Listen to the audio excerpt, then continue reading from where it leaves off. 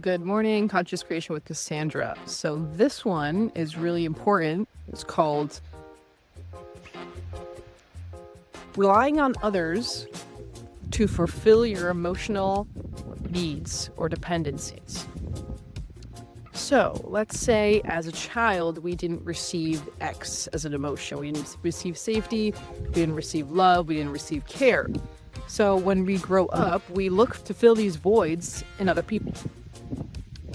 However, you could imagine how that could cause some potential issues.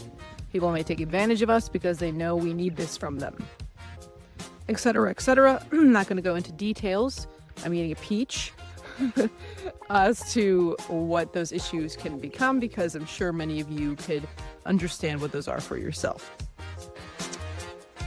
What we can do instead is rely on ourselves to fulfill those emotional needs. So what does that mean? Love ourselves. We're looking for love externally. We need to fulfill that love internally because we could do that. We could also make ourselves feel safe. Believe it or not, we don't need an external validation. We don't need external feelings of safety. We don't need external love. We don't need external care. We need it from ourselves more. This is why sometimes we get into toxic relationships or we're people pleasing, is because we don't fulfill that thing for ourselves. So yeah, I would challenge you to notice where you are trying to fill a void when you run towards somebody else. Let's say for me, for example, if I get scared or if there's conflict, I would like to go hide behind my partner. That's a good observation.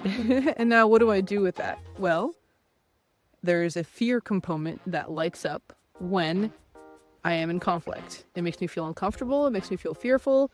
And I need to observe that. I need to be with myself in that. Because in the past, what I would do is just completely ignore that I'm having this sensation. And by ignore, I mean I would let it run its course. I would let it tighten up my blood vessels. I'd let it race my heart. I'd let my vision become very narrow. I'd be in fight or flight or fawn or freeze. But there's another way, which I'm just discovering thanks to the wonderful tool of AI, that you could be present with yourself during those moments. You could hold yourself, whether by feeling your thigh with your hands, whether swaying back and forth, whether holding one hand to your chest, another hand to your belly, and just tell yourself, I'm here. I hear you. I'm here. It's okay to be scared, but I'm not letting you go this time. I'm not abandoning you. And that's from people with fear of abandonment. Telling yourself, I'm here, apparently does wonders. These little things that I wish I knew before, but now I'm teaching you guys because I've realized it's helping me in my journey to be with myself. Last night I woke up at 2 a.m. from a pretty fearful nightmare, and what would I do in the past? I'd probably get up, I would turn on the lights, and probably not. I would walk around, I would come back to center somehow. But this time I stayed in bed, I put a hand on my chest, I put a hand on my belly, and I breathed into those places. And I said, I'm here. I'm not going anywhere. And just that visceral breathing, which is either letting out a hum or letting out where you hear it in the back of your throat, really helps calm the nervous system down.